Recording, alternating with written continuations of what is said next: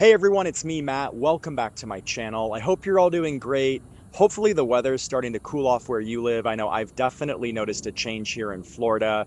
The daytime temperatures are still warm. The temperatures climb into the mid 80s, but our overnight lows are in the mid to low 70s, which has been a really nice change. So in today's video, we're going to be doing part one of a two-part series where we completely transform one of my side yard areas from an overgrown mess into a beautiful garden space. So let me take you over to the work area and we'll get started. So this is the space we'll be working in today. We're on the west side of my house. You can see my house on the left and my neighbor's house on the right. And then in front, on the other side of this overgrown mess, is my fruit and vegetable garden area. Taking a look from the other side, you can see there's a low wooden fence buried under all these ferns. I was thinking it might be nice to grow some sort of vining plant on it, maybe a passion flower vine or a native coral honeysuckle vine, but definitely something that will climb and cover the fence.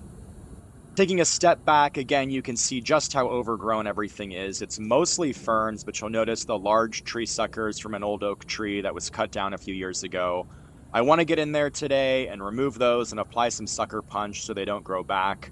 So this shouldn't be too crazy of a job. It's definitely a smaller work area than when I cleared out the back corner of my backyard in part one of my backyard makeover project from a few months ago, but it's still going to take some effort. So let's get to work.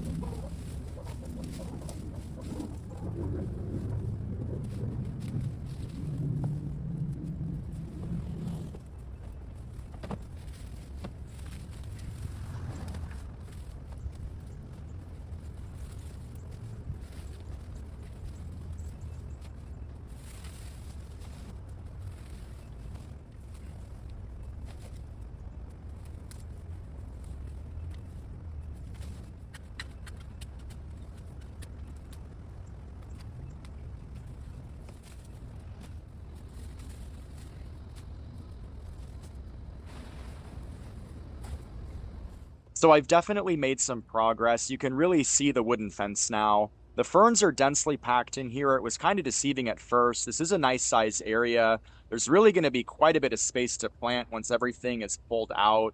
So let's get back to it and keep ripping out these ferns.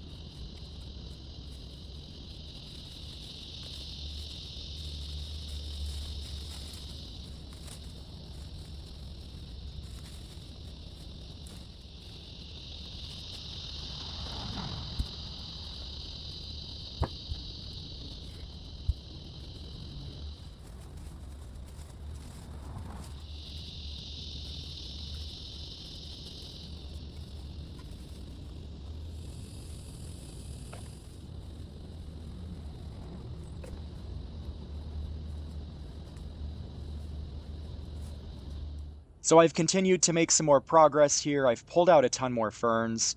You can also see I uncovered some large chunks of concrete too. Turning back over to this area though, you can see this metal post. This is all that's left of an old chain link fence that used to run between my house and my neighbor's house. You can see their house is about 5 feet from the property line, so the majority of this side yard actually belongs to me. So this has really been my mess to clean up. So let me quickly pull out the rest of these ferns. I'm also going to pull out everything on my neighbor's side as well, and then we'll tackle the oak tree suckers next.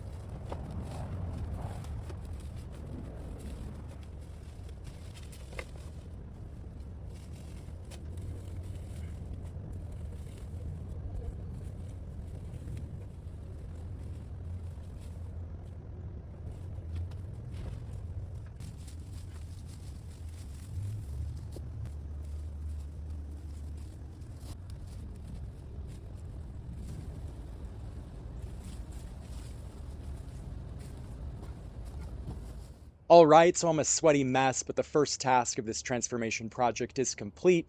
All the ferns and weeds have been removed. Flipping you around, you can see just how much real estate I've uncovered. You can also see the wooden fence here is stripped clean and ready for some climbing plants.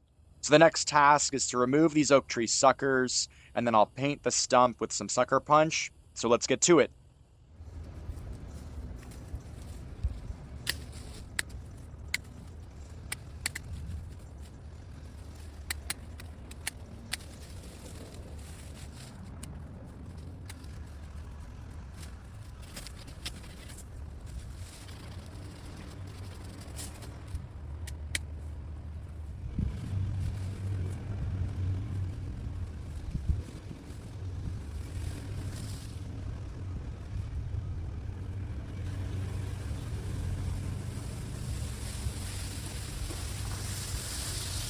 There we go, all the suckers have been removed, so now we can apply the sucker punch product. So here's the sucker punch. It's a ready-to-use product made by Bonide. I've used it once before on some crepe myrtle and oak tree suckers in my front garden area, and it's done a really great job at eradicating those suckers. This stuff is really easy to use. You actually just paint the sucker punch on the cut ends of the suckers and it prevents them from growing back. I'm hoping this does the job for this old tree stump. If it doesn't, I'll buy the stronger stump out product by Bonide. That should definitely get the job done. I'll be sure to link both the sucker punch and the stump out products in the video description for reference.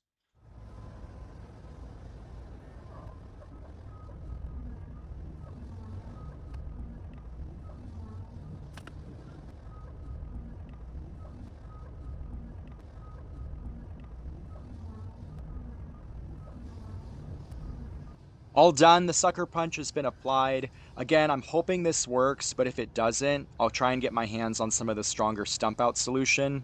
And then I also wanted to say that it is recommended to not let people or pets near the treated area until the sucker punch solution has dried. So definitely take any necessary precautions if you decide to use this stuff in your yard. So looking around this area, the hard cleanup work is all done. You'll notice I went ahead and uncovered my concrete walkway with my leaf blower off camera. This whole space is now a blank canvas ready for new plants. And then I also wanted to point out over here on the other side of my wooden fence, I've got a small banana grove. These are all pups that a friend gave me about a year ago. They're still really small, but eventually they'll grow about 8 feet tall, just like my mature banana grove on the other side of my back patio. So as far as next steps for this space, I don't have irrigation or even access to irrigation on this side of my house. So I think I'm going to plant this area up with some native plants that are more low maintenance and drought tolerant. I'm leaning towards the coral honeysuckle for the wooden fence, and then maybe some tropical sages, some coreopsis flowers, gaillardias, and maybe even some dune sunflower ground cover. I'll have to take a trip to the garden center and see what's available. So that's going to do it with part one of my side yard transformation project. If you haven't already, make sure to subscribe so you can hang out with me in part two when I plant up the entire space. I hope you enjoyed this video. If you did, hit that like button. It really helps my channel grow and it'll help this video reach a wider audience on YouTube. Thanks for hanging out with me today. I hope you have a great rest of your day, and I'll see you in the next video.